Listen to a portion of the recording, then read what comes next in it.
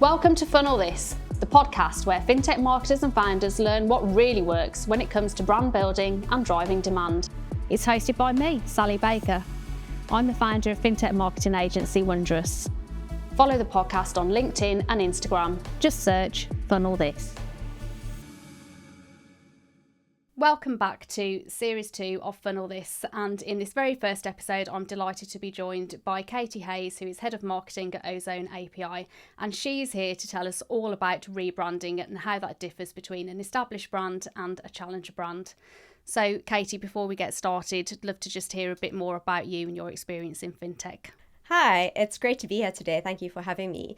As you said, I head up marketing at Ozone API, which is a fintech in the open banking, open finance space. And I've been there for just over 3.5 years. And when I first joined, I had the exciting opportunity to do a rebrand. Rebrands are something that I really love doing. I've done it in a couple of roles for different size organizations, from early stage startups to more larger developed organizations who are about to be acquired and going through that acquisition process. So this is something that really excites me. Fabulous, and a topic close to my heart as well. So thinking about rebranding, and you've mentioned there that you've done this a number of times. So how does it differ in terms of what are the drivers, depending on whether you're a large established brand or whether you are perhaps a smaller startup? What tends to be the reasons why each would want to go through a rebrand process? For larger, more established, well-known brands, a rebrand is an opportunity to have a refresh. So it may be coming at a time where they haven't rebranded or done a refresh in a long time, and it's time to shake things up, still keep that brand essence, but make it a bit more relevant to today's audiences. It may be, as I mentioned, an organization is about to go through an acquisition, or they're looking to sell, and that change of ownership comes with somebody wanting, or a team wanting to put a stamp on it as this is our new brand. We want to redefine what that brand looks like. That brand may be entering an umbrella of a number of brands. That was the experience that I had in a previous role. For smaller startup brands, it's usually the case where a founder or a team of co-founders will be setting up a business, and then they get to the point of, oh, we need a logo, we need a brand. Let's put something together very quickly so that we can register our business. So usually when they look at doing a rebrand exercise, it's coming to a point where they need to consider investors. If they're a challenger brand, they really need to cut through the noise and have a brand that is going to do that. It's going to make a good impression.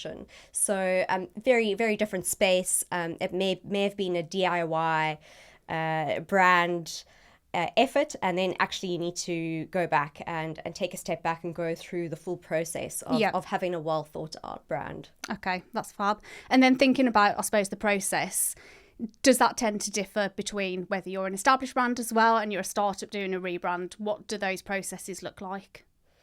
For larger brands, there would have been a brand essence, a brand personality. Your organizational values would be far more established. So that would be more taking a step back and revisiting and seeing what needs to change. Yeah. For a startup, they may not have defined that yet. So it's again an exciting opportunity to do that, but it is also vital that you follow the right steps. So firstly, you've got to think about, who is your customer? Do we have the right product fit? Yeah. And then, okay, do we have a brand name? Do we want to change the brand name? And really starting with that brand audit is a great first step. And in terms of a brand audit, can you go into any more kind of detail about what that might look like? What kind of things might you also look at? So you would look at the perception of the brand internally as an organization with your employees, and then also externally. If you have the opportunity to run focus groups or speak to existing customers, partners, to get the impression of the brand, that is hugely valuable, because that is laying the groundwork for starting a rebrand strategy. Because the next stage that you would go into is, what is the repositioning strategy? What is our key messaging? Yeah. Are we redefining our values and our brand values, our brand tonality? And once you've aligned on, okay, this is who we want to be, this is what we are not, this is what we strive to be, and you're very clear on that, and you've got alignment from the various stakeholders, then you can move into the fun part of the creative execution of the brand. Yeah. What is that visual language? What is the visual visual identity going to be? And that is where I really enjoy it. Yes. And I think I just wanted to go back to the messaging point of view. And it's so important, isn't it, to find out exactly how your customers and prospects talk about the things that you offer and how you solve their problems, because it can quite often be very different to how the business thinks that a customer would talk about them. So that's a really key stage, isn't it? Do you find, I hope you don't, I'm going off on a tangent here. No, go for it. But do you ever find any resistance, perhaps from the founding team, to go through that key process? Is there ever a reluctance to do that and just let's get on with, doing the redesign? Yes, sometimes. It could be a case of, well, every organization has some level of bias, and by bias I mean they think they have a clear understanding of what their target audience is, what they want, what they need, and they may not 100% understand the full picture of that brand perception, whether that the current messaging is landing, and that's where it's really important to take a step back and take the time to gather that data. Yeah. So thinking about the stakeholders that need to be involved in the rebrand, who would you say are the key people to involve? Too many cooks is always an element with rebrands. Yep. From the beginning, I would keep the circle really small. So the founder, co-founders, whatever the founding team looks like, the CEO, obviously, and I wouldn't necessarily say if you're a larger organization and your C-suite is bigger, you can bring various people in at a later stage, say CRO or someone from a sales commercial perspective. They can come in a bit later or be pulled in for different elements. It's really important to keep the core team really small, because you are going to have so many differing opinions on the process as you go through it. So I think it's vital that you have that small group and then define the roles. Who are the main decision makers, who are influencing the decisions but are not having the final say, because that really will help to streamline the process. And at the same time, having a quite clear time frame of when and how you're going to do this, because something that could be a 6-month project could land up being an 18-month project if you're taking a long time to define and align on various stages of the rebrand. So along the journey, if you do have a conflict of opinions between stakeholders, how would you manage that? It can be tricky. Obviously, you're juggling different personalities, especially when it comes to the visual identity. The last rebrand that I did at Ozone API, we have 3 co-founders and they were involved from the start. And the agency that we worked with actually had a great exercise. They put together visual boards with different columns of yes, maybe, no. Okay. And that was a great way for us as individuals, the 4 of us went in and moved around the images that they provided to the different looks and feels that we thought would be a good fit. And that was really interesting, because then they took the overlap of those options, and that then informed where we went, and they were completely different, so it was quite a challenge. So what I would say is you need to find ways to find that common ground. You can also take a step back and come back to the why are we doing this. This is our objective. And also, if possible, okay, we don't have to make a decision today. Let's sleep on it and let's come back tomorrow, because you may have a very distinct idea in your mind. This is what it should look like. This is what I want, especially if I'm a founder and it's my baby. This is the direction we're going. But actually taking a step back, sleeping on it, maybe having a different perspective the next day could work well to find that common ground. And that exercise, I think, works really well in terms of not getting too far ahead before you've got feedback. So it sounds like a great way in order to come up with some initial concepts that perhaps haven't been developed too much, and then you know which route you want to go before you then get that to the next level and look at some actual designs. Yes, and that has actually been one hard lesson that I learned quite early on in my career. I was doing a brand refresh for a startup, and I reported into the one co-founder, and we went through the whole process. We had the all the assets ready to launch, and then one co-founder hadn't really been that present or involved in the project and came in and at the last minute was like, I'm not happy with this, we're not going live. And I think back then I was quite young and naive and also just very frustrated. Yes, and I was like, imagine. well, it's all ready, we're going live. Yeah. And that was a really good learning for me early on in my career, that you need to, that's why it's important to have the different milestones in the project. Okay, are we aligned on the strategy, the repositioning? Yeah. Okay, now we're going to move into the creative execution and making sure that you are aligned on the concept. And what an agency, as you know, would do is would produce a number of assets to give you a flavor of how this new brand visual identity is going to come to life. Yeah, and an agency would also, I guess, be asking you the questions even before that as to what things do you like, what are the things that we must stay away from, and that of course is going to be an even earlier exercise to complete. So how do you take those stakeholders along on that journey? So as you mentioned, obviously really important to make sure that you know who's going to be signing off what bits and who perhaps are just giving their input and thoughts. So how do you take them along on that journey? A bit of an education exercise. So take them through, okay, these are the steps that we're going to do in the rebrand. We're starting with, say, the repositioning strategy, or we're starting with some research, presenting that to the group so that they have a clear understanding, and really important to align on the objectives. Why are we doing this rebrand or this refresh? What do we want to achieve from it? So we have that North Star clear direction. Then outline, okay, well, let's give ourselves X amount of time to do the repositioning strategy. We will then go into potentially a pitching process for agencies to support on the creative. And then you can look further down the line of, okay, we're aiming for a launch date. There will inevitably be delays. You also need to consider the time of the year for your industry and your business. For instance, you wouldn't launch a brand during the summer break or at Christmas unless you saw, a Happy Holidays type of brand, and that could really work well. I instantly think of John Lewis Christmas ads. Yes. But knowing your industry in fintech, we would stay away from time periods where they're global holidays. Yes. And really think about where we're going to have the most impact, because you're only going to have one first impression with this new brand. And that's vital to define. So coming back to stakeholders and timelines, have a small circle, have clearly defined roles of who the final decision makers are going to be, and then have a very clear project plan, but allowing for some agility because there will be delays. Yeah. And would you say that there are differences in how long the timeline is depending on how established the brand is? Yes. For larger organizations, you may have more stakeholders to take on the journey. You will hopefully likely have a bigger budget. Yes. So there you may be looking at a wider variety of agencies.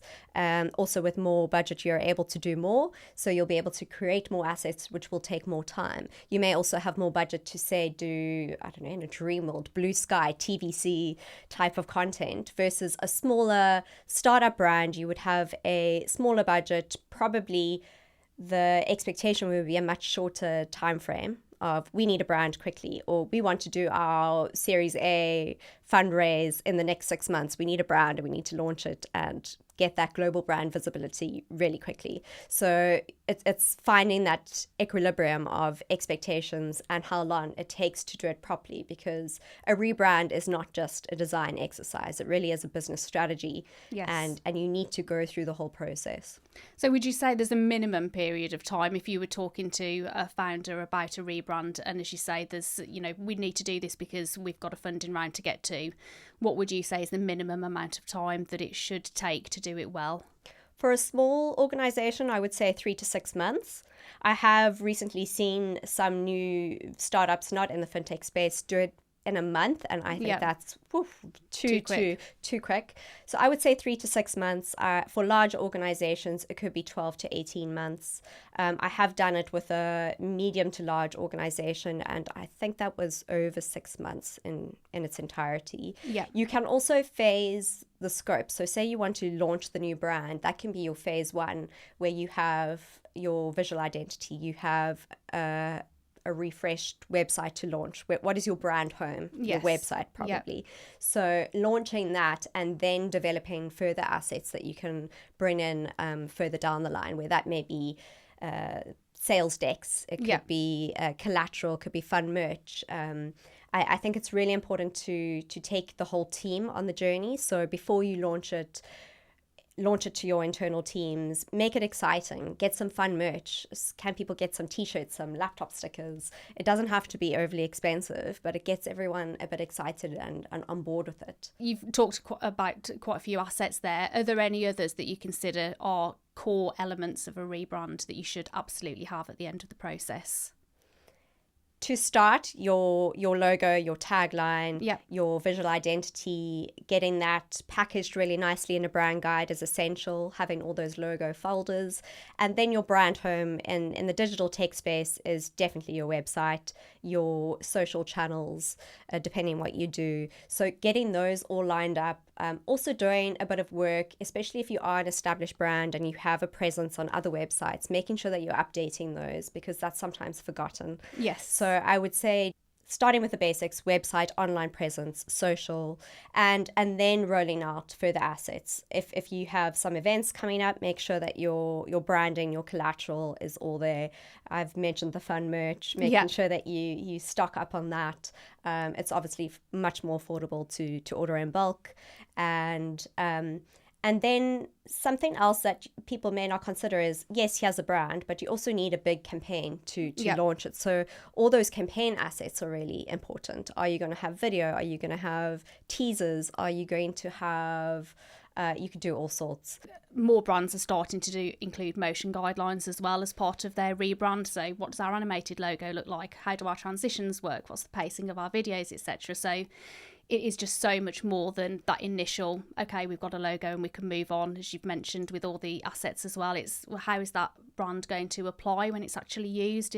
What does our iconography look like, and so on. Exactly. So it is just a much more full process than perhaps it first looks, and hence the amount of time it takes. Yeah, we are definitely going way beyond logo, typography, color palette. As you say, that with motion, all those transitions are really important to get right, because the bigger the organization, the easier it is for things to go wrong, and that's when your brand team, your marketing team become the brand police. I sometimes call myself the brand police because I'm like, what's going on there, guys? We need to get back to the templates. Yeah, and it's so important to have somebody in that role though, isn't it? Because otherwise, you go off and suddenly things are starting to change, and it may only be very subtly, but when you add them all together, you can move quite far away from where you started. So if you are in a situation where perhaps other people in the business are creating their own assets and you notice that they are going off brand, how would you bring that back and make sure there's something in place to avoid that happening? That is a great question, because this happens all the time, especially within a global organization where you have different teams producing different, say, slide decks.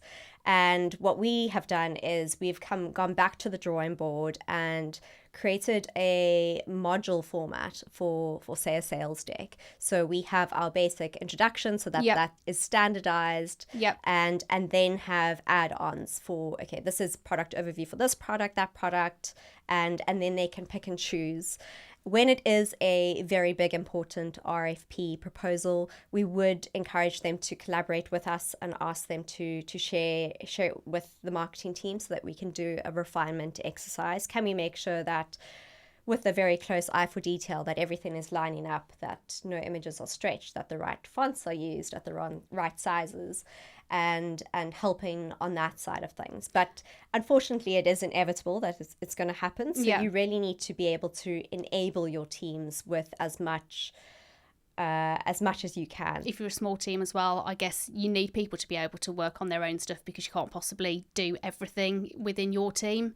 So empowerment's important, but like you say, for something like an RFP, that's a great opportunity for your brand and business to stand out. So it's important to make sure it's right, isn't it? Yes, yeah. So months down the line, you've arrived at the finished product and your rebrand is complete, or to the point of being able to talk about it. What steps would you go through in order to communicate that both internally and externally to your audience as well? I would make sure that I'm taking the internal team on the journey earlier. Yeah. So when there is something to show and when you've reached certain milestones, okay, this is our repositioning strategy, or taking them through the initial thinking. Firstly, this is why we're doing a rebrand. This is the impact that we hope it has. And then when the stage comes, okay, we have the concept, the visual identity ready, then share it and celebrate it. Also, don't take it personally. You are not a jar of Nutella. You are not going to please everyone. Everyone has an opinion about a brand positioning, color palettes, logos. Some people will love it, others will hate it. But you need to stay focused on, this is the direction we're going, and to the best of your ability, take everyone on the journey with that. So vital to bring in your internal teams on that journey early on, and to say, okay, this is what's going live. This is highly confidential. We will only be launching it, say, next week. This is the process. Let everyone know so that they also are in the know of what's going to happen. Then externally, making sure that you are looking at all your channels. Are you going to do any PR? Are you going to do some fun guerrilla marketing? Are you going to be putting some media spend behind, say, LinkedIn ads around this new brand? Yeah. How are you going to amplify it and make this big impression? And also, it's a fine line because you'll be switching on a website, you may be switching on certain elements. So you may need to do a bit of a soft launch for a day to test that everything's working, and figure out, okay, are we going to do some teaser animations or videos to do a logo reveal, and then switch on the website and then go loud, and build up and maybe see what the initial reactions are and build from that. So you really do need to remain agile with your approach. Yeah. And again, have a bit of a thick skin because some people will love it, others will not. No, absolutely. And sort of to bring all that together, how do you then go about starting to measure the impact of the rebrand once it's out there? Vital to do that. It's really important to, when you are setting up all your channels and all your assets, to define what those key metrics are. For all your social content, are you adding UTM tags so that you are capturing the campaign and capturing the traffic, making sure that your new website is SEO or now AEO Yes.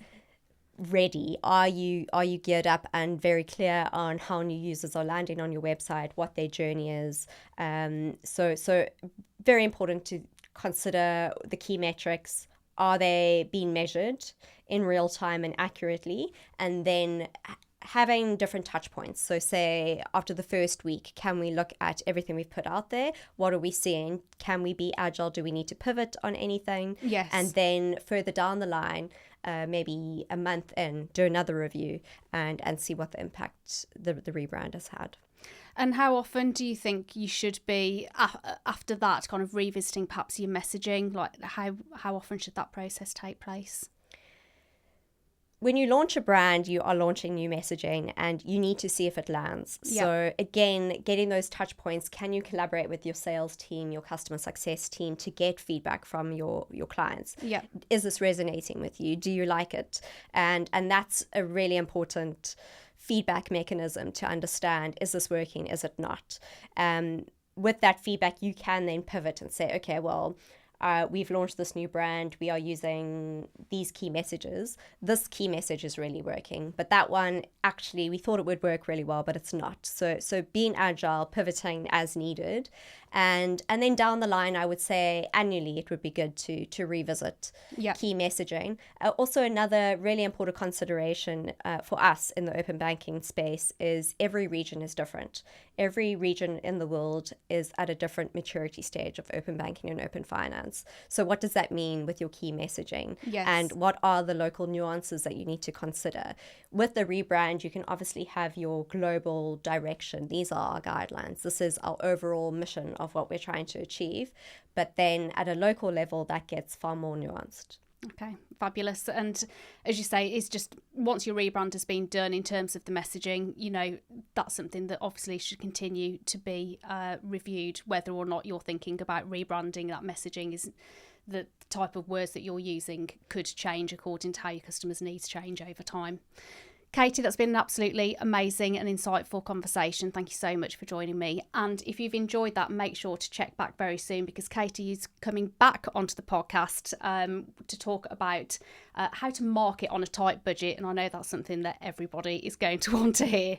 Fabulous. Great.